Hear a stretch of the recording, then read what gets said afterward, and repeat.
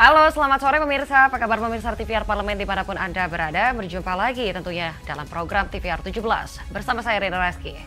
Tepat pukul 17 waktu Indonesia Barat, pemirsa, kami hadirkan kepada Anda sejumlah informasi paling baru dan juga menarik seputar kinerja dan juga kegiatan DPR RI yang telah disajikan oleh redaksi TVR Parlemen. Dan pemirsa TVR Parlemen, inilah TVR 17. Selengkapnya.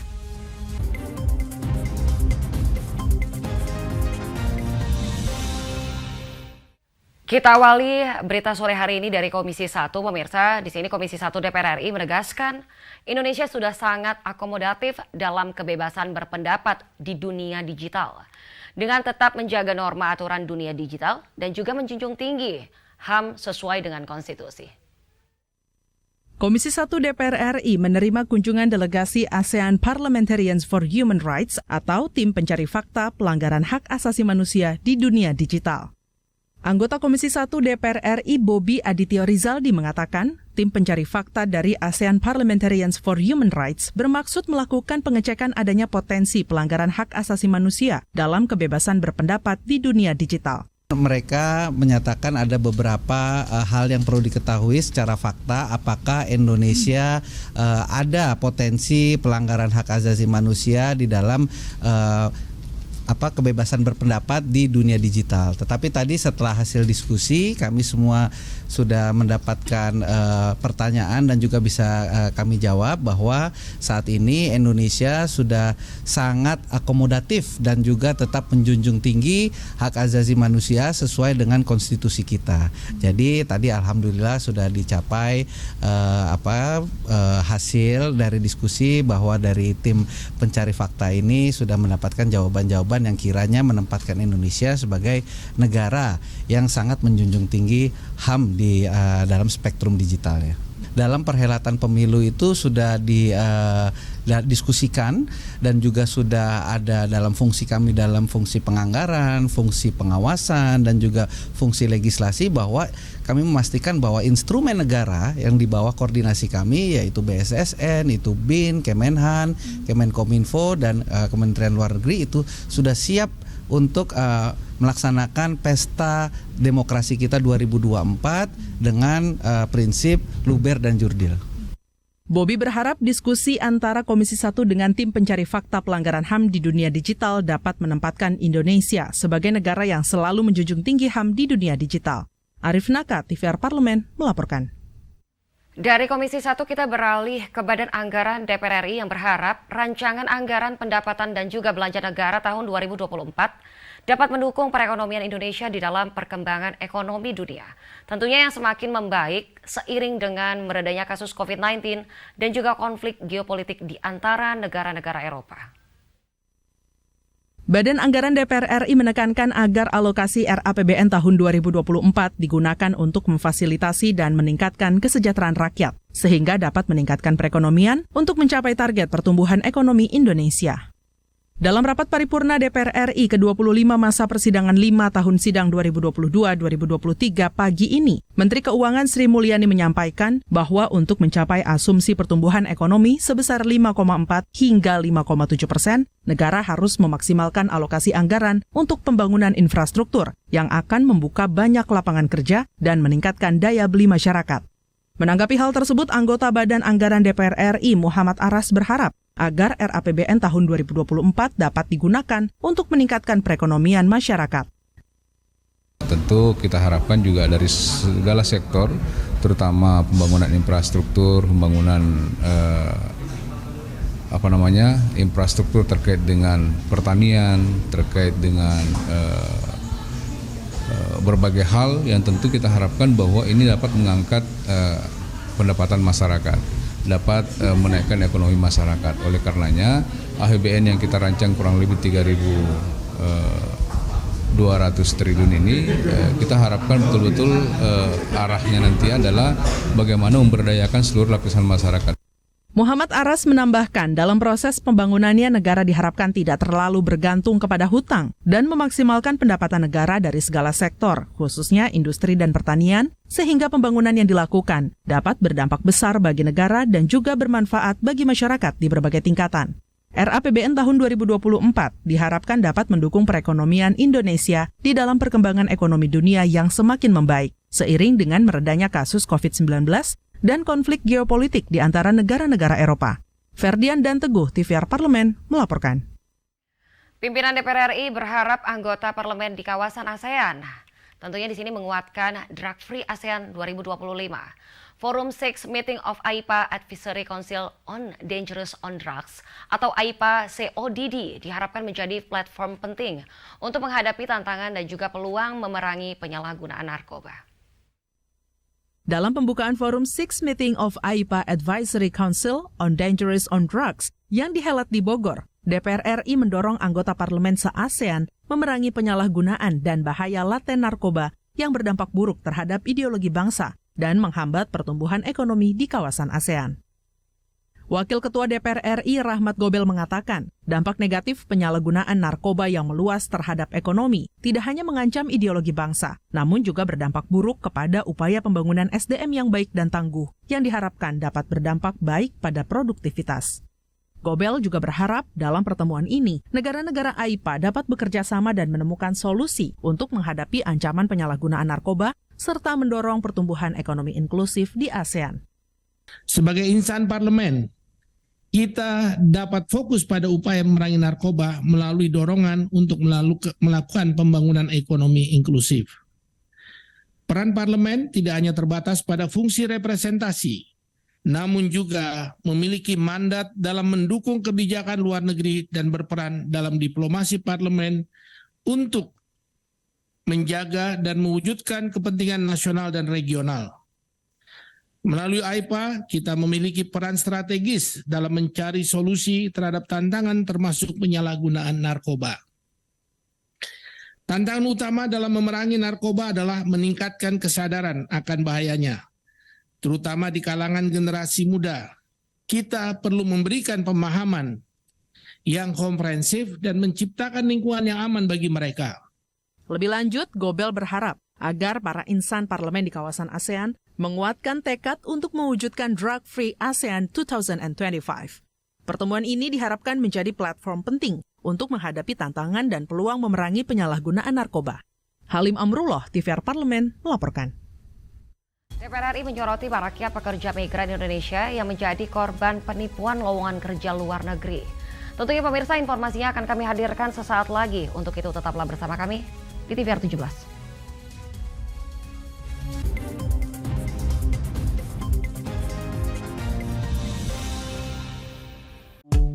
DPR RI memiliki fungsi diplomasi dalam menjalankan politik luar negeri sesuai dengan pasal 116 Undang-Undang MD3. Kontribusi aktif BKSAP DPR RI memainkan peranan penting dalam memenangkan persaingan global melalui IPU, IPA, IPPF, AIPA, dan PUIK. BKSAP memiliki komitmen yang tinggi dalam krisis kemanusiaan dunia. Fungsi diplomasi dijalankan untuk mendukung upaya pemerintah dalam melaksanakan politik luar negeri.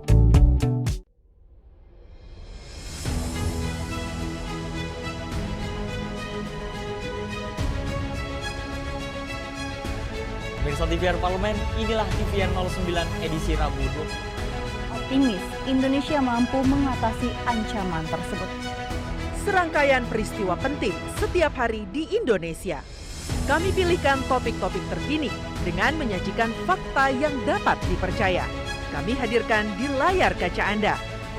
Bukan hanya sekedar informasi, tapi menginspirasi bagi kita semua.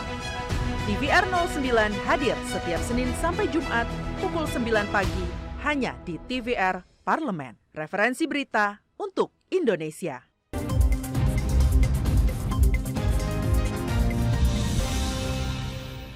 Kita kembali di TVR 17 pemirsa. Nah pemirsa, di sini dalam konferensi tingkat tinggi ASEAN ke-42 di Nusa Tenggara Timur kemarin, di sini Ketua DPR RI Dr. Honoris Causa Puan Maharani menyampaikan mengenai isu perlindungan pekerja migran di Indonesia, dan juga di sini Komisi 9 DPR RI meminta pemerintah meningkatkan pelatihan dan juga keterampilan bagi pekerja migran Indonesia agar kasus penipuan pada pekerja migran Indonesia tidak terjadi kembali.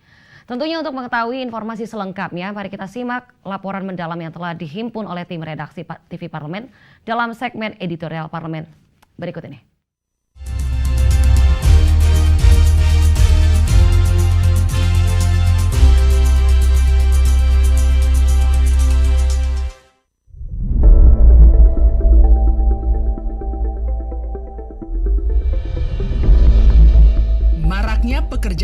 Indonesia yang menjadi korban penipuan lowongan kerja luar negeri menjadi sorotan Komisi 9 DPR RI.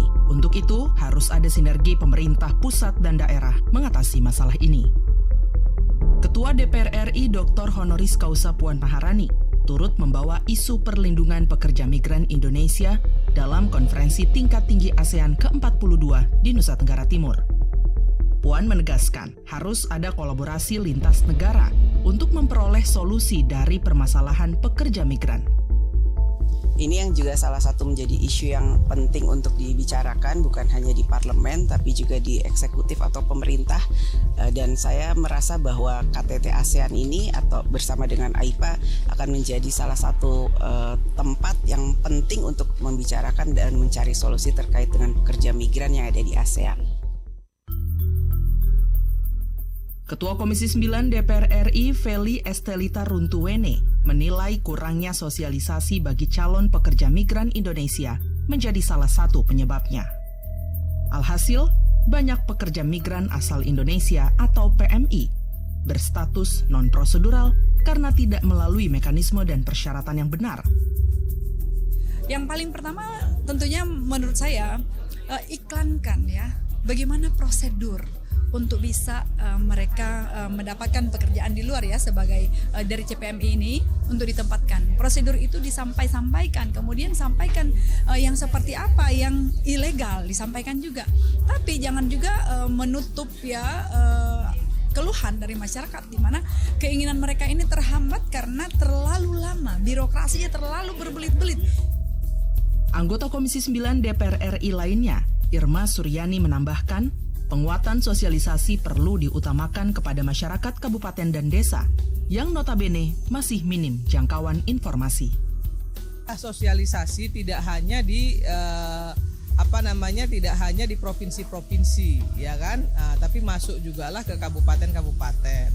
Kenapa? Karena kebanyakan yang tertipu itu teman-teman PMI yang tertipu, yang berangkat unprosedural itu tidak tahu sama sekali bagaimana cara mereka bisa berangkat bekerja di luar negeri maupun persyaratan-persyaratannya. Nah, inilah yang selalu menjadi masalah ya. Nah, sosialisasi itu penting sekali. Nah, bayangkan ketika misalnya ya PMI kita yang dari desa-desa itu bisa dipengaruhi oleh calo ya, kemudian membayar sejumlah uang, tapi kemudian kontrak kerjanya belum ditandatangani di tanah air gitu. Banyak yang ditandatanganinya misalnya di luar negeri, bahkan ada kontraknya yang juga nggak jelas. Lebih lanjut, anggota Komisi 9 DPR RI Iketut Karyasa Atyana meminta pemerintah lewat Kementerian Ketenagakerjaan dapat menjadi penggerak untuk mengoptimalkan lembaga pelatihan calon pekerja migran atau CPMI di daerah. Peran lembaga pelatihan kerja sangat penting untuk melatih dan menyiapkan lapangan kerja sampai ke luar negeri, sehingga angka pengangguran dapat ditekan. Nah tentu ini kan bukan saja hanya di Bali, semestinya kan tenaga kerja ini kan di luar ini kan cukup tinggi juga, apalagi di daerah Jawa kan penduduknya tinggi, demografinya juga tinggi. Nah tentu model-model seperti ini tidak hanya ada di Bali, itu harus adanya di masing-masing provinsi, sehingga nantinya itu kan mereka tidak usah jauh-jauh ke Bali. Tentu masalah biaya kalau dan juga nantinya ini kan peran pemerintah itu harus betul-betul agar tiap-tiap daerah itu mendorong dibentuk model sekolah-sekolah pelatihan seperti ini untuk membantu tenaga kerja ini. Beberapa negara di dunia saat ini mengalami depopulasi, sehingga memperluas peluang bagi pekerja migran Indonesia. Hal itu perlu didukung pelatihan keterampilan dan administrasi yang mudah bagi calon pekerja migran.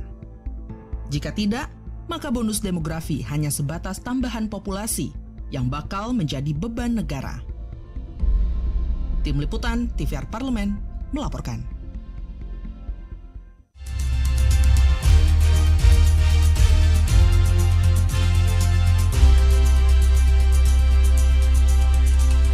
Masih dalam rangkaian kegiatan AIPA, pemirsa, di sini Indonesia menjadi tuan rumah sidang ke-6 Inter-Parliamentary Assembly Advisory Council on Dangerous yang berlangsung mulai dari 30 hingga 31 Mei 2020 hingga 31 Mei 2023 di Lido, Bogor, Jawa Barat. Dan tentunya informasi selengkapnya akan kami hadirkan pemirsa sesaat lagi. Untuk itu tetaplah bersama kami di TVR 17.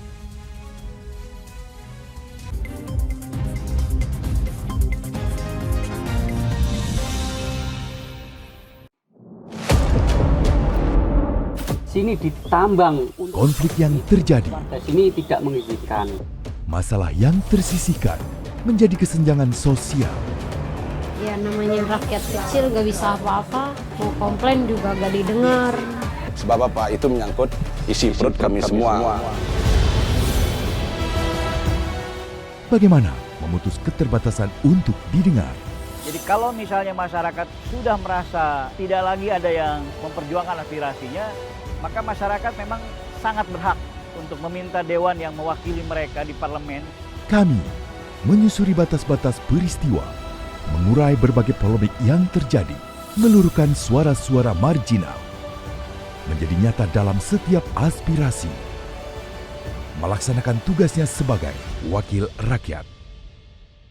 Saksikan Aksi Dewan setiap hari Senin dan Rabu pukul 10.30 waktu Indonesia Barat, hanya di TVR Parlemen.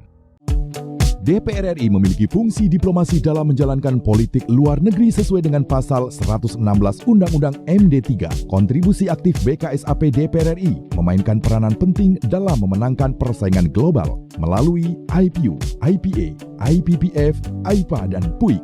BKSAP memiliki komitmen yang tinggi dalam krisis kemanusiaan dunia. Fungsi diplomasi dijalankan untuk mendukung upaya pemerintah dalam melaksanakan politik luar negeri.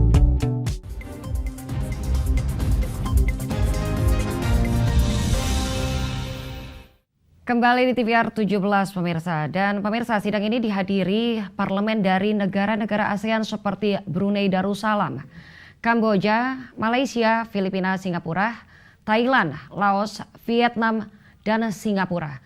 Tentunya pemirsa dengan tema mendukung pertumbuhan ekonomi inklusif menuju ASEAN bebas narkoba, para delegasi setiap negara memaparkan terkait perkembangan kasus narkoba di negaranya masing-masing. Dan pemirsa, inilah informasi selengkapnya. Mari kita simak laporan dari rekan kami Yasmin Alvina dari lokasi penyelenggaraan AIPA CODD di Bogor, Jawa Barat.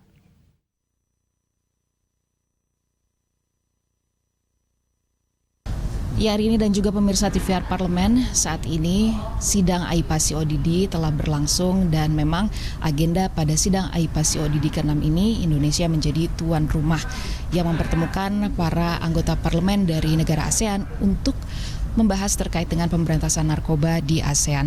Agenda penting dalam sidang AIPA CODD ke-6 ini adalah diskusi dan adopsi program aktivitas pemberantasan narkoba di kawasan ASEAN. Lalu juga diskusi panel dalam tema sidang yaitu mendukung pertumbuhan ekonomi inklusif menuju ASEAN bebas narkoba. Dan yang paling penting juga hari ini bahwa ada presentasi dari masing-masing delegasi yang tergabung dalam ASEAN untuk memaparkan terkait perkembangan kasus narkoba yang terjadi di masing-masing daerahnya. Dan dari presentasi itu akan dibawa pada draft resolution dan juga signing of the report yang akan dibawa pada sidang AIPA pada bulan Agustus mendatang. Sedikit kami rangkum dari hasil draft tersebut bahwa diharapkan ASEAN dapat meningkatkan pembangunan ekonominya dan bertahan di tengah inflasi yang diperkirakan akan naik pada tahun 2023 ini. Dan juga bantuan pengembangan masyarakat dan peningkatan kapasitas untuk meningkatkan keterampilan hidup.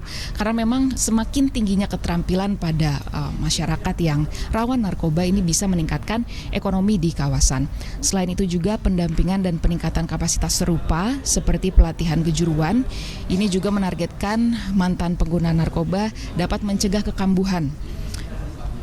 Dan ini dapat dilakukan melalui kerjasama yang baik dengan pemangku kepentingan terkait dan juga sektor swasta.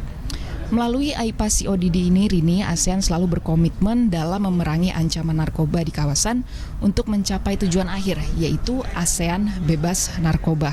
Dengan meningkatkan ketahanan masyarakat juga. Ditambah dengan program-program yang berupaya mempromosikan peningkatan kapasitas masyarakat, memperkuat kerjasama yang mencakup semua pemerintah, membangun perjanjian yang ada, dan memperluas rezim kerjasama bilateral dan juga regional. Untuk sementara demikian Rini yang dapat kami laporkan, kembali ke studio. Baik, terima kasih Yasmin. Dan pemirsa, selanjutnya apa saja yang menjadi topik perbincangan di media online pada hari ini?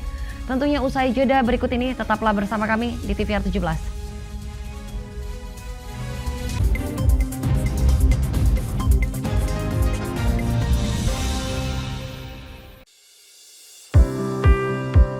Mengenal tugas dan fungsi DPR RI.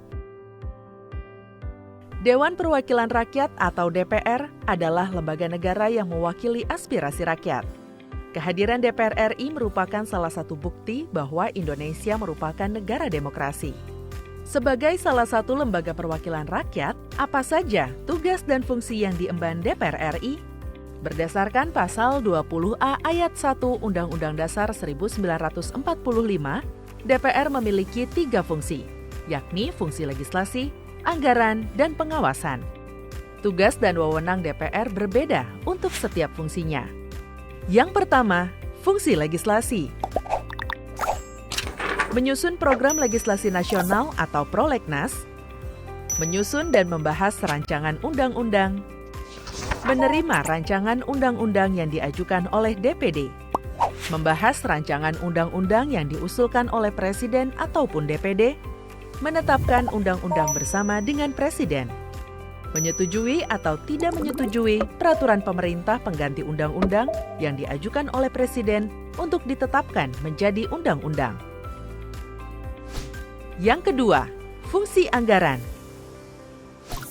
Memberikan persetujuan atas rancangan undang-undang tentang APBN yang diajukan oleh Presiden. Memberikan persetujuan terhadap pemindahtanganan aset negara maupun terhadap perjanjian yang berdampak luas bagi kehidupan rakyat yang terkait dengan beban keuangan negara. Menindaklanjuti hasil pemeriksaan atas pengelolaan dan tanggung jawab keuangan negara yang disampaikan oleh BPK. Memperhatikan pertimbangan DPD atas rancangan undang-undang tentang APBN dan rancangan undang-undang terkait pajak, pendidikan, dan agama. Yang ketiga, fungsi pengawasan. Fungsi pengawasan, DPR bertugas melakukan pengawasan terhadap pelaksanaan Undang-Undang APBN dan kebijakan pemerintah, serta membahas dan menindaklanjuti hasil pengawasan yang disampaikan oleh DPD. Demikian penjelasan tentang tugas dan fungsi DPR menurut Undang-Undang. Informasi ini dipersembahkan oleh TV dan Radio Parlemen, Biro Pemberitaan Parlemen, dan Sekretariat Jenderal DPR RI.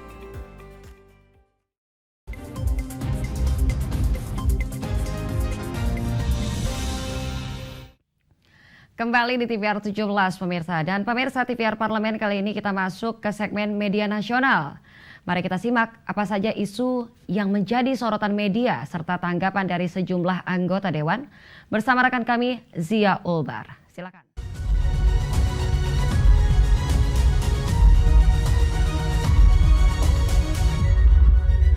Terima kasih Rini dan pemirsa. Berita pertama yang menjadi headline di media online yaitu Komisi 2 DPR RI ingatkan KPU Bawaslu hati-hati merekrut anggota di daerah. Dapat Anda saksikan di layar Anda saat ini. Di sini Ketua Komisi 2 DPR RI Ahmad Doli Kurnia Tanjung mengingatkan para anggota KPU dan Bawaslu RI untuk berhati-hati dan menghindari politik transaksional dalam perekrutan calon anggota KPU maupun Bawaslu tingkat provinsi dan kabupaten atau kota. Di sini Doli mengatakan informasi yang diperoleh dan masukan terkait proses seleksi anggota KPU Bawaslu di tingkat provinsi dan kabupaten atau kota yang diindikasi memiliki unsur transaksional. Dan pemirsa, berita selanjutnya yang menjadi headline di media online yaitu soroti maraknya job scam pada WNI. Ketua DPR RI dorong pemerintah untuk lakukan mitigasi. Di sini Ketua DPR RI Dr. Honoris Causa Puan Maharani menyoroti maraknya kasus penipuan lowongan kerja ke luar negeri atau job scam yang kian hari memakan banyak korban warga negara Indonesia. Untuk itu ia meminta pemerintah melakukan upaya mitigasi mengingat hal ini semakin meresahkan karena tak sedikit yang berujung pada tindakan pidana perdagangan orang atau TPPO. Perlu ada langkah konkret yang diambil pemerintah untuk mengurangi risiko dan melindungi masyarakat dari kejahatan penipuan terkait job scam ke luar negeri. Kasus job scam ini banyak ditemukan di kawasan ASEAN, di mana pekerja migran Indonesia dipaksa bekerja untuk modus-modus kejahatan. Itu tadi headline di media online pada hari ini terkait Komisi 2 DPR RI ingatkan KPU Bawaslu hati-hati merekrut anggota di daerah, serta soroti maraknya job scam pada WNI, Ketua DPR dorong pemerintah lakukan mitigasi. Sekian dari saya, kembali ke rekan Rini.